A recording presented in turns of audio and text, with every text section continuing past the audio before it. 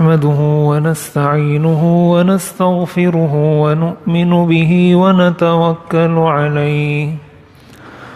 ونعوذ بالله من شرور أنفسنا ومن سيئات أعمالنا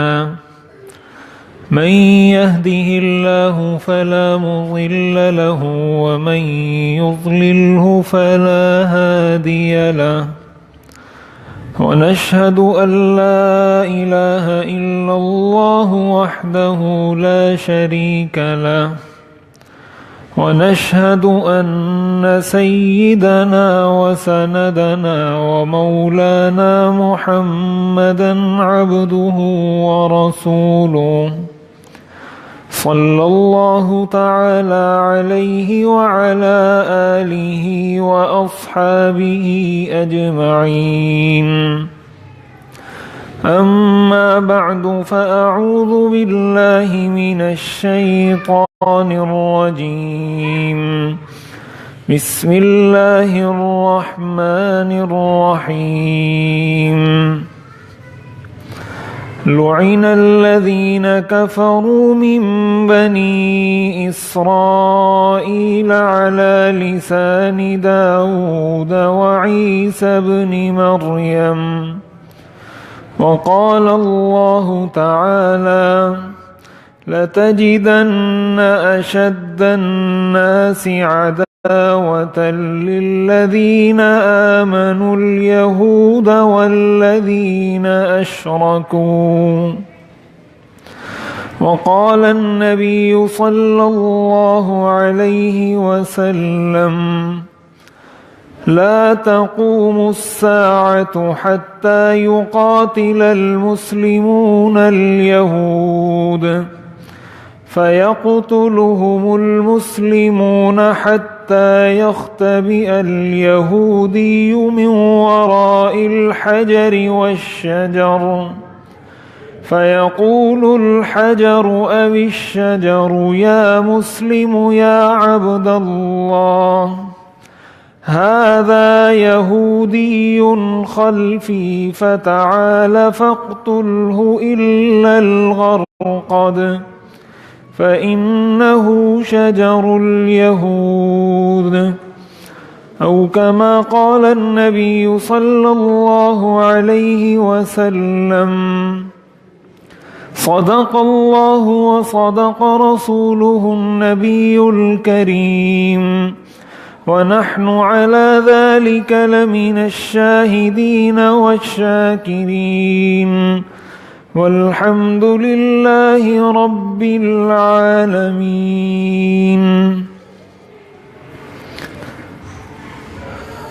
مسجد اقصی یہ دنیا کی دوسری مسجد ہے۔ حضور علیہ الصلاۃ والسلام سے پوچھا گیا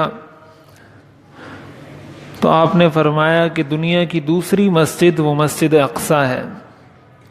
اور آپ نے فرمایا کہ مسجد حرام جس کے بارے میں قرآن کریم کے اندر آتا ہے ان اول بیت وضع للناس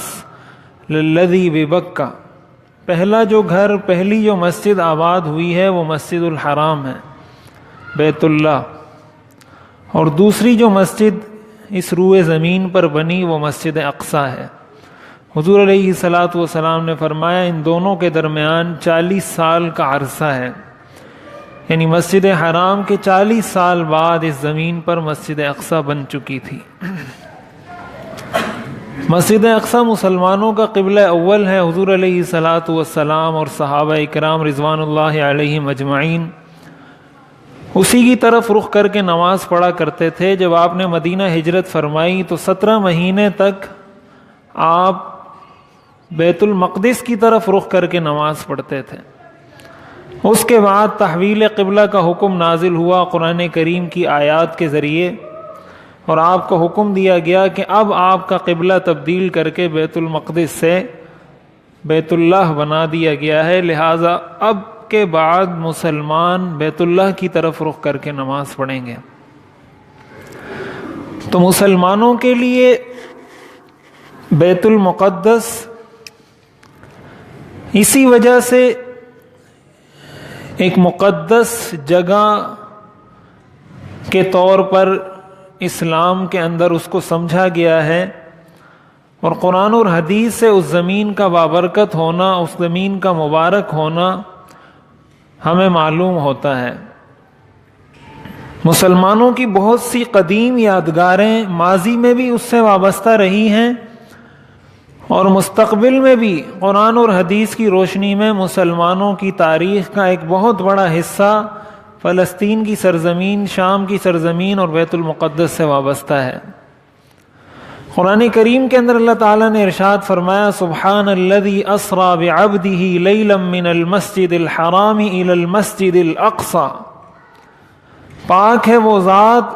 جو اپنے بندے کو رات کے وقت مسجد حرام سے مسجد اقصی کی طرف لے کر گئی۔ تو حضور علیہ الصلاۃ والسلام کو جو معراج ہوا تھا، اس معراج کا آغاز آپ پہلے مسجد اقصی آپ کو لے جایا گیا، اور مسجد اقصی میں آپ نے انبیاء کو امامت کروائی، اور وہاں سے آپ علیہ الصلاۃ والسلام کو آسمانوں پر لے جایا گیا اور آپ کو معراج نصیب ہوا۔ قرآن کریم کے اندر کئی مقامات پر اس سرزمین کو مبارک اور بابرکت قرار دیا ہے۔ اس آیت کے اندر بھی اللہ تعالیٰ نے ارشاد فرمایا، الذی بارکنا حولہ، کہ یہ وہ مسجد ہے جس کے ارد گرد، یعنی اس سرزمین کو جہاں یہ مسجد واقع ہے، ہم نے بابرکت بنایا ہے۔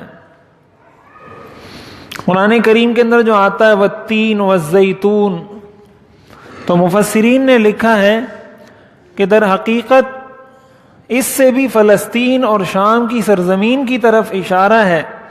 اور ظاہر ہے قرآن کریم میں جب اس کی قسم کھائی گئی ہے تو اس سے اس کی تقدیس کا اور اس کی حرمت کا اور اس کے احترام کا بھی پتہ چلتا ہے۔ حضرت عیسیٰ علیہ السلام کی جائے پیدائش بھی یہی مقام ہے،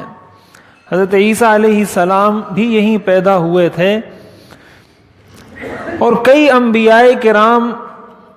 یہاں آئے ہیں، یہاں تشریف لائے ہیں۔ حضرت ابراہیم علیہ السلام کا یہاں سے گزر ہوا ہے، حضرت لوط علیہ السلام یہاں رہے ہیں۔ تو ہمیشہ سے مسلمانوں کے لیے اس کا مقدس ہونا، ایک تو قبلہ ہونے کی وجہ سے کہ یہ مسلمانوں کا قبلہ ہے، پھر دوسرے نمبر پر اگر دیکھا جائے حضرت عمر رضی اللہ تعالی عنہ کے دور حکومت میں آپ نے اس کو فتح کیا، تو مسلمانوں کے لیے ہمیشہ سے ایک مقدس مقام ہے۔ یہ تو مسلمانوں کا جو اس سے ماضی وابستہ ہے، جو ماضی کی تاریخ مسلمانوں کی اس سے وابستہ ہے، یہ تو وہ بات ہے۔ اس سے مسلمانوں کا مستقبل بھی بہت بڑی حد تک متعلق ہے، جو قرآن کریم اور احادیث، صحیح احادیث سے ہمیں معلوم ہوتا ہے۔ سب سے پہلے تو ایک بات یہ سمجھنی چاہیے کہ قرآن کریم کی تعلیمات اور آیات کی روشنی میں مسلمانوں کے سب سے بڑے دشمن وہ یہودی ہیں۔ قرآن کریم سورۃ المائدہ آیت نمبر 82 کے اندر اللہ تعالیٰ کا ارشاد ہے، لَتَجِدَنَّ أَشَدَّ النَّاسِ عَدَاوَةً لِلَّذِينَ آمَنُوا الْيَهُودُ، کہ مسلمانوں کے اور مومنوں کے سب سے زیادہ دشمنی میں سب سے زیادہ بڑے ہوئے مسلمانوں کے ساتھ جو قوم ہیں وہ یہود ہیں۔ حضور علیہ الصلاۃ والسلام کے قتل کے منصوبے انہی یہودیوں نے بنائے۔ حضور علیہ بنو نذیر، بنو قینقاع، یہی وہ لوگ ہیں جنہوں نے حضور علیہ الصلاۃ والسلام کو ہر طرح تکلیف پہنچانے کی کوشش کی، معاہدوں کی خلاف ورزی کی، آپ کی قتل کی سازشیں بنائیں۔ یہ وہی یہودی تھے، اور ان پر اللہ تعالیٰ کی طرف سے چونکہ انہوں نے انبیاء کو قتل کیا تھا، انہوں نے انبیاء کی نافرمانی کی تھی، اور زمین کے اندر بہت فساد مچایا تھا، جس کے نتیجے میں اللہ تعالیٰ نے ان پر ذلت مسلط کر دی۔ قرآن کریم میں اللہ تعالیٰ نے ارشاد فرمایا، ضربت علیہم الذلہ، کہ ان یہودیوں پر ذلت مسلط کر دی گئی، یہ جہاں بھی ہوں گے یہ ذلیل اور خوار ہوں گے۔ چنانچہ سورہ مائدہ کی آیت کے اندر اللہ تعالیٰ کا ارشاد ہے، لعن الذین کفروا من بنی اسرائیل علی لسان داود وعیسی ابن مریم، کہ یہ یہودی یہ وہ قوم ہیں جن پر اللہ کے نبی حضرت داؤد نے بھی لعنت کی، جن پر اللہ کے نبی حضرت عیسیٰ نے بھی لعنت کی، اور جن پر حضور علیہ الصلاۃ والسلام نے بھی لعنت کی۔ حدیث شریف کے اندر آتا ہے حضور علیہ الصلاۃ والسلام نے ارشاد فرمایا لعن اللہ الیہود والنصارى، کہ اللہ تعالیٰ یہود و نصارہ پہ لعنت کرے۔ تو تمام انبیاء کو انہوں نے ستایا اور اللہ کی نافرمانی کے انہوں نے وہ راستے اختیار کیے جو کسی انسان کے تصور میں بھی نہیں آ سکتے۔ قرآن کریم میں اللہ تعالیٰ نے ارشاد فرمایا ذَلِكَ بِأَنَّهُمْ كَانُوا يَقْتُلُونَ الْأَنْبِيَاءَ، کہ یہ وہ لوگ ہیں جو انبیاء کو قتل کرتے تھے۔ تو جو قوم اپنے نبی کو قتل کرے، جو قوم اپنے نبی کے خلاف سازشیں کرے، اور اسی کے نتیجے میں قرآن کریم سے ہمیں معلوم ہوتا ہے کہ ان کو بندر بنایا گیا، ان کو خنزیر بنایا گیا، ان کی شکلیں مسخ کی گئیں، ان پر طرح طرح کے عذاب مسلط کیے گئے۔ ارسلنا علیہم الطوفان والجراد والقمل والضفادع والدم، طرح طرح کے عذاب ان پر بھیجے گئے، لیکن کسی بھی چیز سے یہ سنبھلے نہیں، سمجھے نہیں۔ چنانچہ ہمیشہ ہمیشہ کے لیے اللہ تعالیٰ نے ان پر ذلت مسلط کر دی۔ تو ایک تو ہمیں یہ بات سمجھنی چاہیے کہ مسلمانوں کے ساتھ سب سے بڑی دشمنی وہ یہودیوں کی ہے، اور یہ کوئی میرا فلسفہ، کسی دانشور کا، کسی مفکر کا فلسفہ نہیں، یہ قرآن کریم سورۃ المائدہ آیت نمبر 82 کا ترجمہ ہے جو میں عرض کر رہا ہوں آپ کے سامنے، کہ مسلمانوں کے سب سے بڑے دشمن وہ یہودی ہیں۔ اس کے بعد دوسرے نمبر کی سمجھنے کی بات یہ ہے کہ یہودی ہمیشہ سے ایک بزدل قوم رہی ہے۔ ان کی تاریخ اگر اٹھا کر دیکھی جائے، یہ ایک بزدل قوم کی حیثیت سے دنیا ان کو جانتی ہے، اور اس چیز کا ثبوت بھی قرآن کریم سے ہے۔ قرآن کریم سورۃ الحشر کی آیت ہے، اللہ تعالیٰ ارشاد فرماتے ہیں لا یقاتلونکم جمیعا الا فی قری محصنۃ او من وراء جدر، کہ یہ یہودی یہ وہ لوگ ہیں جو کبھی تمہارے ساتھ آمنے سامنے آ کر دو بدو تمہارے ساتھ جنگ نہیں کریں گے، الا فی قری محصنۃ، یا تو وہ کسی قلعے میں محصور ہو کر تمہارے ساتھ جنگ کریں گے، او من وراء جدر، یا کسی دیوار کے پیچھے چھپ کر تمہارے خلاف جنگ کریں گے۔ یہ سورۃ الحشر کی آیت ہے۔ چنانچہ تاریخ بھی ہمیں یہ بات بتاتی ہے کہ کبھی بھی یہودیوں نے مسلمانوں کے ساتھ یا کسی بھی قوم کے ساتھ یوں براہ راست جنگ نہیں کی۔ یہودیوں کی تاریخ میں ہمیں یہ بات نہیں ملتی کہ یہودیوں نے کسی بھی قوم کے ساتھ آمنے سامنے لڑائی کی ہو۔ اس کی وجہ یہ ہے کہ یہ بزدل قوم ہے۔ قرآن کریم میں اللہ تعالیٰ نے ارشاد فرمایا وَلَتَجِدَنَّهُمْ أَحْرَصَ النَّاسِ عَلَى حَيَاةٍ، دنیا کی زندگی پر سب سے زیادہ حریص وہ یہی یہودی ہیں۔ تو دوسرے نمبر کی بات یہ ہے کہ یہودی کبھی بھی سامنے آ کر نہیں لڑتا، یہودی کبھی بھی میدان میں اتر کر اپنے آپ کو دشمن بنا کر مسلمان سے نہیں لڑتا،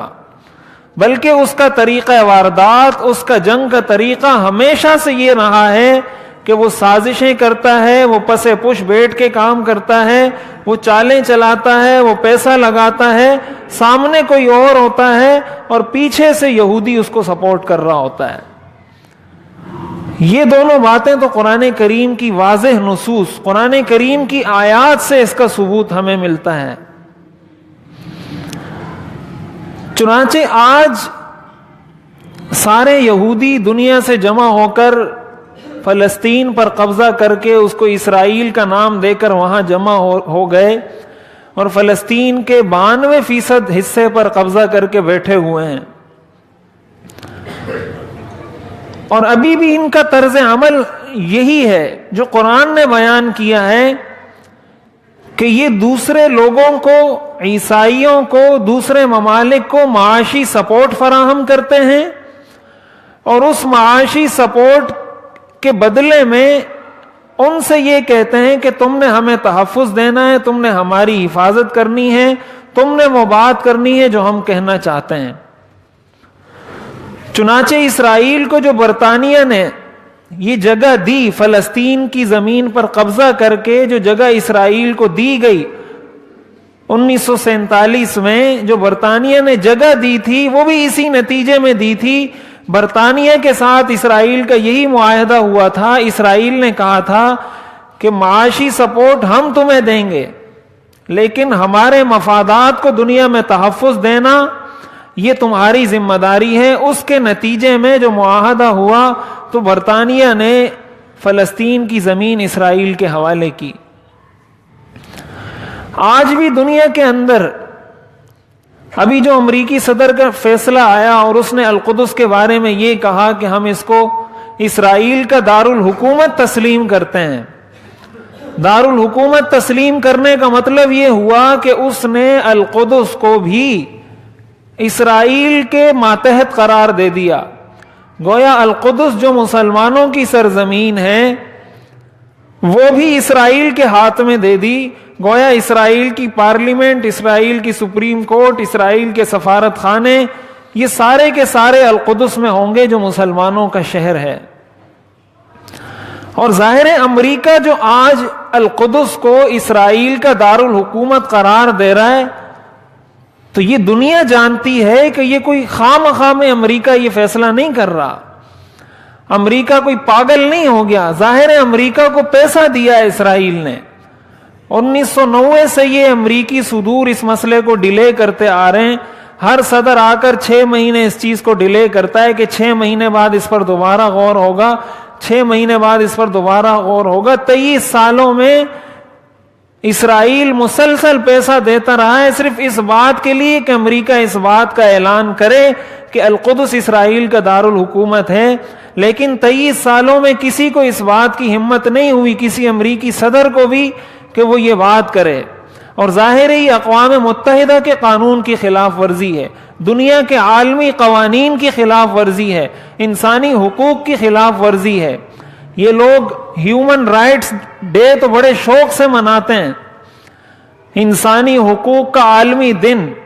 یہ مناتے ہیں، اور پوری دنیا کے عالمی قوانین کو پس پش ڈال کر ساری انسانیت کی تذلیل کرنے والی قوم بھی یہ خود ہے۔ تو اسرائیل نے جو اتنا پیسہ دیا اس کے نتیجے میں امریکی صدر نے یہ فیصلہ دیا اور یہ کہا کہ ہم القدس کو اسرائیل کا دارالحکومت تسلیم کرتے ہیں۔ تو اس ساری بات کا حاصل یہ ہوا کہ جب اس کا یہ سارا پہیا، اس کا یہ سارا کام اسی پیسے کے گرد گھوم رہا ہے، وہ ساری دنیا کو اسی پیسے سے کنٹرول کر رہا ہے، یہی پیسہ فراہم کر کے دنیا کو کنٹرول کرتا ہے۔ وہ امریکہ کو بھی جہاں لے جانا چاہتا ہے پیسہ دے کر لے جاتا ہے، برطانیہ کو بھی جہاں لے جانا چاہتا ہے پیسہ دے کر لے جاتا ہے۔ تو اس کا سارا یہ پہیا اس کے پیسے سے چل رہا ہے، اور یہی اسرائیل کی پالیسی ہے۔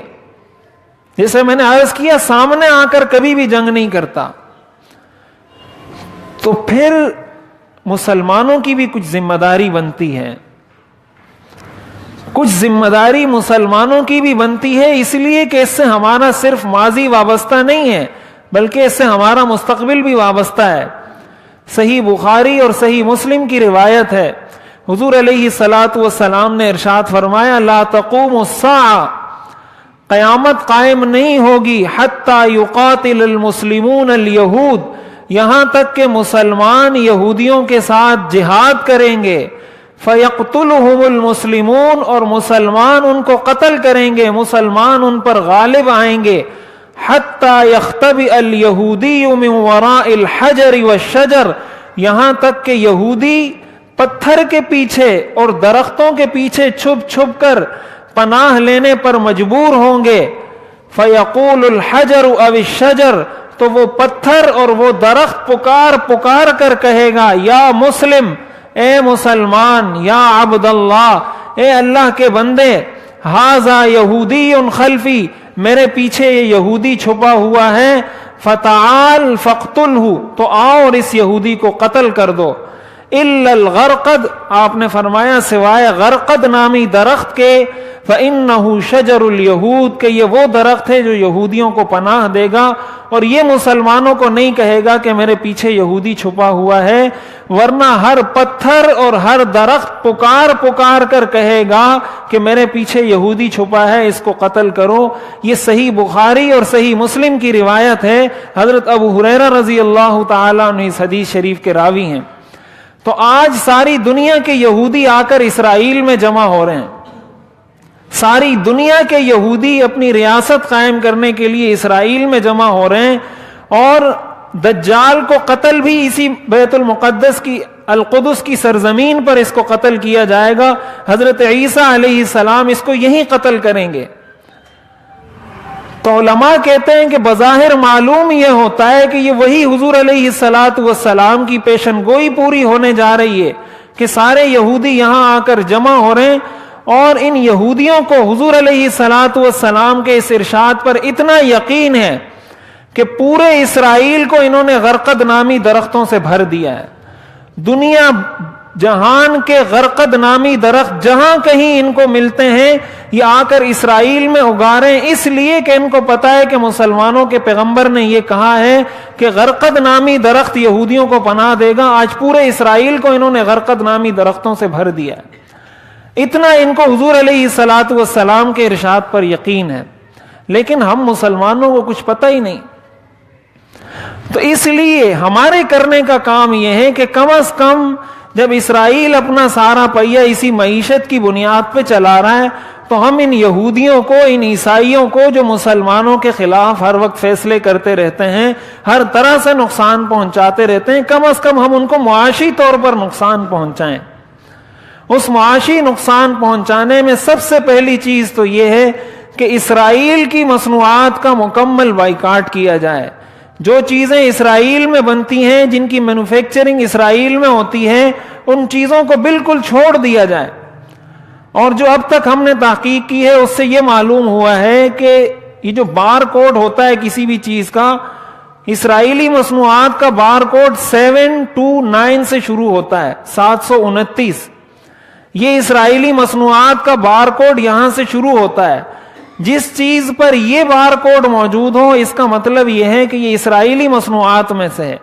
پہلے نمبر پر تو اس چیز کو چھوڑا جائے،